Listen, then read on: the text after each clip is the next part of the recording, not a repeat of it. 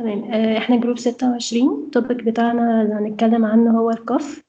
اول حاجه بس هجمع بريفلي كده البوينتس اللي احنا هنتكلم عنها. هنتعرف اول حاجه النهارده عن الكف وانواعها والايتيولوجي، وايه هي التريجرز اللي تخلينا نريفير البيشنت، وبعد كده هنتكلم ان شاء الله عن الميديكيشن. هنبدا اول حاجه بايه هي اصلا الكف. الكف هي عباره عن ديفنس ميكانيزم طبيعي نورمالي الهيومن بودي بيعمله علشان تطرد الفورين بوديز من الاير ويز، وده بيحصل عن طريق السيليا او اللي هي الاهداب اللي هتحرك الميوكس والفورين بوديز اللي بره الريسبيراتوري سيستم. طيب، هل الكف فيها تايبس؟ هي في عندنا تو تايبس للكف. في البرودكتيف او الويت شيست كف، وغالبا اصلا الكف بتكون برودكتيف بيكون فيها ميوكس، وده بيبقى بسبب انفكشن او كونجستشن، وبيكون ليها رادلينج او لوزنج ساوند. بالنسبة للنون برودكتيف، يعني نون برودكتيف أو دراي كوف، دي ما بيكونش فيها الميوكس، وسببها بيبقى irritation، ممكن أزمة أو ألرجي، وبيبقى ليها الساوند بتاعها اللي هو التكلي أو الهاكلينج ساوند. طيب بعد كده لو عايزين نعمل classification للكوف according للduration، في الأغلب الكوف بتكون self limiting وهتخف لوحدها within 3 weeks مثلا، من غير ما البيشنت يضطر ان هو ياخد انتيبيوتكس، وده افضل عشان نتجنب الانتيبيوتيك ريزيستنس طبعا في الحالات اللي هي بتكون سيلف ليميتنج. لكن برضو لو هنقسمها according للديوريشن، فعندنا الاكيوت كف الديوريشن بتاعتها بتبقى less than 3 weeks، لو سب اكيوت الديوريشن هتبقى من 3 ل 8 weeks، ولو كرونيك هتبقى more than 8 weeks. تمام. بعد كده ايه الكومن كوزز اللي ممكن تقابلنا للكف في الكوميونتي فارماسي؟ أول حاجة الاحتمال الأكبر بيبقى إن هي تكون viral infection. لو الاحتمال أقل شوية هيبقى upper airway cuff syndrome اللي هي known as postal nasal drip، ودي بتبقى including allergy أو acute bronchitis. والاحتمال الأقل إن هي تبقى chronic bronchitis COPD أو أزمة أو نيمونيا أو ال ACE inhibitors inducer. الاحتمال الرير خالص إن هو يحصل في الكوميونتي فارماسي heart failure أو التوبركلوز. بعد كده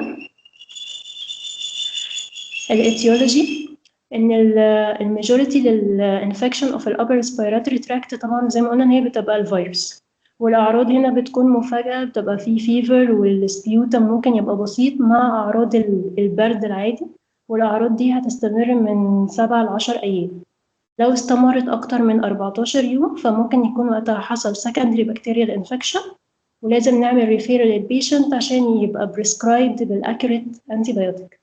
السلايد اللي بعد كده. تمام. في أسئلة هنسألها للبيشنت. أول حاجة ممكن نسأله على لون السبيوتم. لو كان ترانسبيرنت أو أبيض يعني شفاف كده، ده بيبقى مفيش منه قلق، بيبقى هنا بيindicate إنه مفيش انفكشن. بس لو اللون بدأ إن هو يبقى يلو جرين أو براون فده بيindicate إنه في انفكشن. ولو في دم أو لون كأنه صديد ده ممكن يبقى نيمونيا أو كارسينوم. السلايد اللي بعدها. ماشي. ممكن برضو نسأل البيشنت عن الأونست أوف الكف. لو مثلا هي بيحصل لها وورزنج الصبح مثلا، فده احتمال ان هو ممكن يبقى في جيوب أنفية، يعني التهاب في الجيوب الأنفية أو التهاب شعبي مزمن.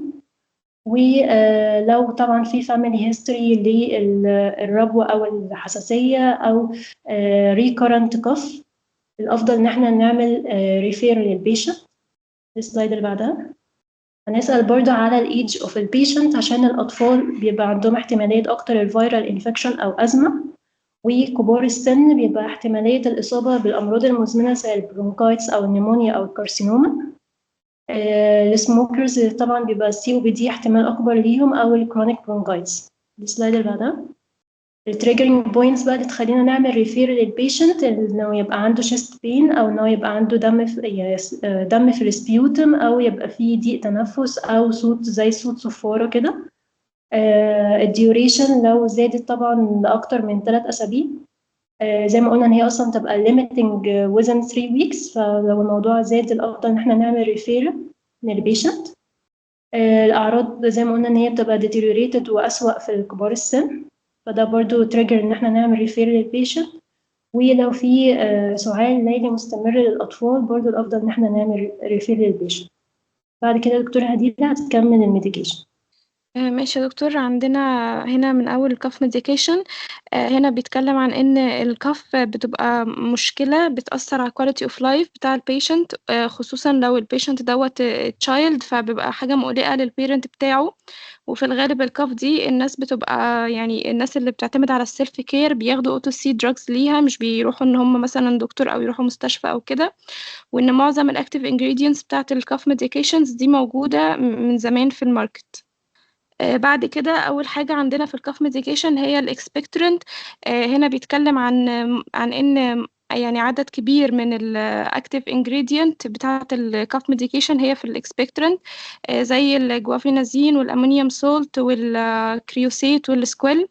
بيقول هنا ان الجوافيناسين بيشتغل عن طريق ان هو بيستيميوليت السكريشن بتاع respiratory tract fluid، وبينكريز السبيوتم فوليوم، وبيقلل الفيسكوستي، فبالتالي هو بيساعد ان احنا نقدر نريموف السبيوتم.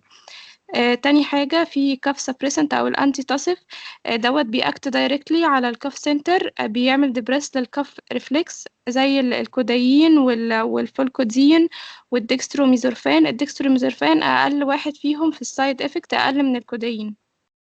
بعد كده الانتي هيستامين دوت بيستخدم في علاج الكف من زمان يعني. الميكانيزم اوف اكشن بتاعه ان هو بيبقى انتي كولينرجيك لايك دراينج اكشن على الميوكس ممبرين. الاكزامبل بتاعه الدايفenhydramine. بعد كده الديمالسنت دوت زي اللينكتس والهاني، بيبقى فارماكولوجيكالي انرت، وهو بيبقى بيريديوس الاريتيشن عن طريق ان هو بيعمل كوتنج للفارينكس وبيبريفنت الكافينج. بعد كده ممكن بيتعمل combination لكذا active ingredient أو كذا نوع من medications. وممكن يضيف عليه حاجة تانية زي decongestant. دوت بيتارجت السيمتومز بتاعت ال upper respiratory tract infection disease. وبعد كده بيقول ان يعني ما ينفعش ان احنا مثلا في حاجات بتبقى illogical زي ان احنا نعمل combination ما بين مثلا كاف سبريسنت مع expectorant او انتي هيستامين. ده مش صح. في بقى عندنا الميديكيشن بتاعت التشيلدرن ممكن نستخدم معاهم الهيربل، وجايب كذا اكزامبل هنا زي الايكينيشيا وزي الاندروجرافيس بانيوكلاتا وزي الايفي وزي برايميروز والسايم. تاني حاجة ممكن نستخدم الكاف اكسبكتورانت زي الجوافينازين، وده بيبقى بيستخدم للchildren لأكتر من 12 سنة. ممكن بيبقى 200 مللي جرام 4 times a day، أو في recommendations تانية بتقول إن هي 100 مللي جرام 4 times a day، وبيبقى هو يعتبر عنده no side effect. آخر حاجة الكاف سبريسنت زي الكودايين والفولكودين والدextromethorphan دوت opioid based كاف سبريسنت وعندهم similar effect. دول مشكلة ان هو ممكن يحصل interaction بينهم وبين البريسكريبشن والاوتو سي ميديكيشنز، خصوصا اللي بتأفكت البرين. والكوش لازم ان احنا ننبه على البيشنت ان حاجة زي ديت ممكن بتسبب sedation. والدوز بتاع الكودايين لأكتر من 18 سنة بيبقى 5 مللي 3 or times a day. بس شكرا.